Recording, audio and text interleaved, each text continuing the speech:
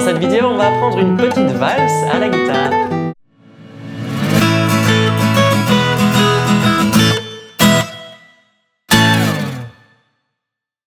Salut à tous, c'est Robin Mace. J'ai composé un petit morceau que j'ai nommé Valse de la Rosace. Il s'agit en fait d'une valse parce que c'est un morceau en 3 temps par mesure et il est donc possible de danser la valse en écoutant le morceau. Le morceau est pour un niveau encore plus élevé par rapport au morceau en arpège de la semaine dernière car on va notamment trouver des notes plus bas dans le manche, des petits barrés, des positions avec plusieurs doigts enfoncés sur le manche. Donc on est sur un niveau intermédiaire voire avancé. Je vous le joue, mais sans reprise pour ne pas allonger la vidéo. Les partitions et tablatures sont disponibles pour les tipeurs avec le i d'information ou bien avec un lien que je mettrai dans la description de la vidéo.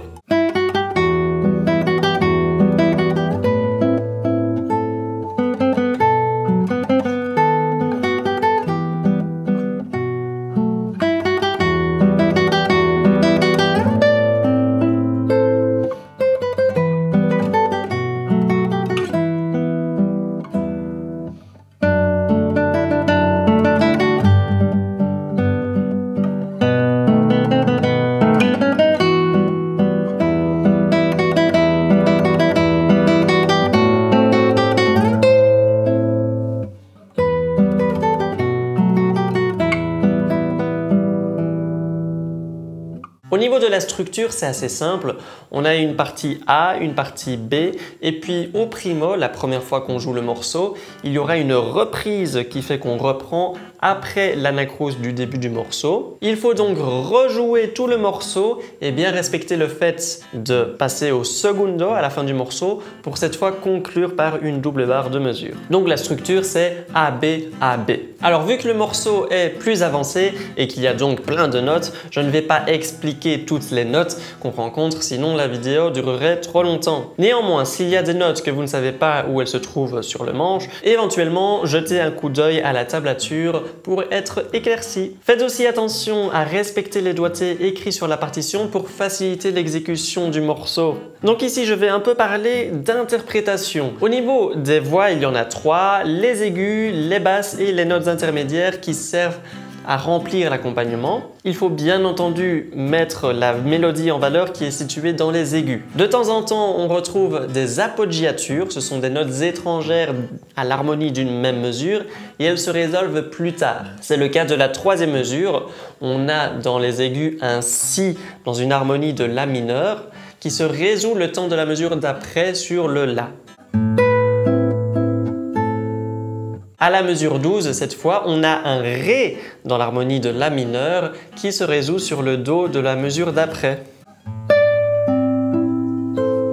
Au niveau de l'interprétation, c'est important de savoir ça, car on aura tendance à marquer cette appoggiature, à le jouer plus fort, car c'est une source de tension qui se résout sur la note de la mesure suivante, cette fois en la jouant moins fort. Voici l'exemple, écoutez la différence entre le si aigu et le la aigu, et puis pour le deuxième extrait, entre le ré aigu et le do aigu.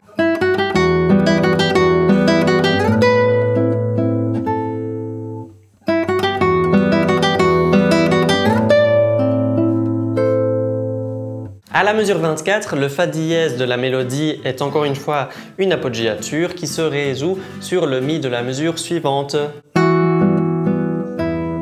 Le morceau est écrit avec des petites phrases musicales de 4 mesures, mais attention que ces phrases musicales ne commencent pas sur les premiers temps de mesure car nous avons une anacrouse au début. Pour expliquer rapidement ce qu'est l'anacrouse, on va dire que c'est 2-3 petites notes d'introduction qui seront juste avant le premier temps de la première mesure du morceau. Première phrase.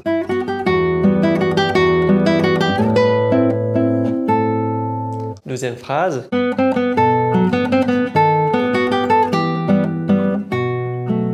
Troisième phrase.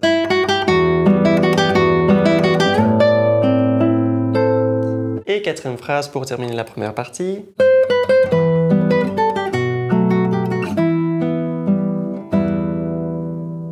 Il est super important de légèrement séparer les phrases musicales entre elles avec une petite respiration et dans la phrase musicale avoir un discours fluide, voire même un peu rubato.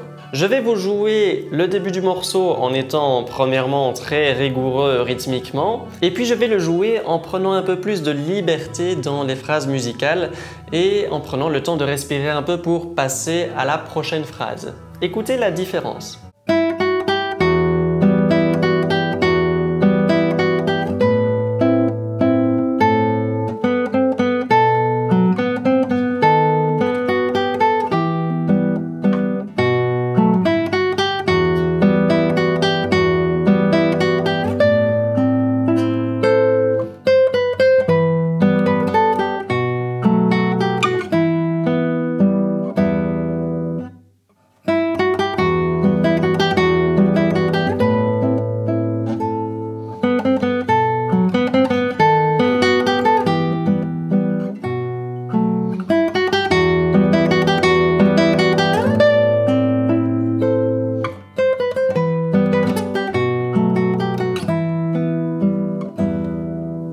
Vous vous rendez compte que je maintiens l'attention de l'auditeur davantage sur la deuxième version que dans la première version. Il faut donc essayer d'exprimer la musique comme si c'était un discours, un langage. Techniquement parlant, il n'est pas toujours évident de maintenir toutes les basses enfoncées durant la mesure entière ou bien les notes intermédiaires de l'accompagnement. Ce n'est pas trop grave car dans la vitesse, ça ne se fait pas trop remarquer. Par contre, il est important d'avoir un jeu correctement legato dans les aigus et cela demandera parfois une certaine rapidité de déplacement sur le manche. Par exemple, de la mesure 11 à la mesure 12, on joue Mi, Fa, Sol et puis on doit atteindre un Ré aigu avec le quatrième doigt. Il faut être rapide et précis.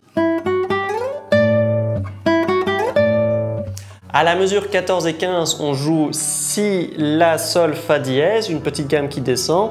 Le Si était joué avec le troisième doigt. Je propose ici de changer de position pour jouer le La en atteignant le quatrième doigt. Encore une fois, il faut être rapide dans le déplacement. C'est aussi intéressant au niveau de l'interprétation de donner un petit élément de surprise quand on rejoue le morceau pour la deuxième fois. Et par exemple, à la fin de la partie B, à la mesure 29, je trouve ça chouette si on met un moment de suspension sur le Do. Vous allez voir que quand j'arrive sur la mesure 29, je vais faire comme un point d'orgue, je vais m'arrêter sur la note Do qui est en fait juste avant la toute dernière partie, la toute dernière phrase qui conclura le morceau.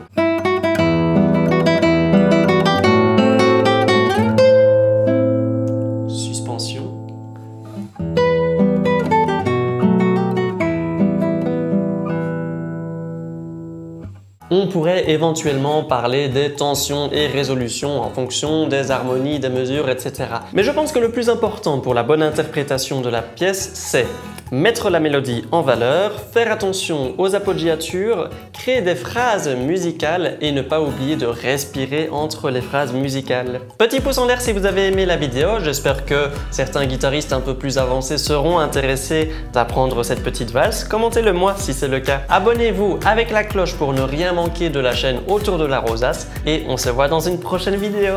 Ciao!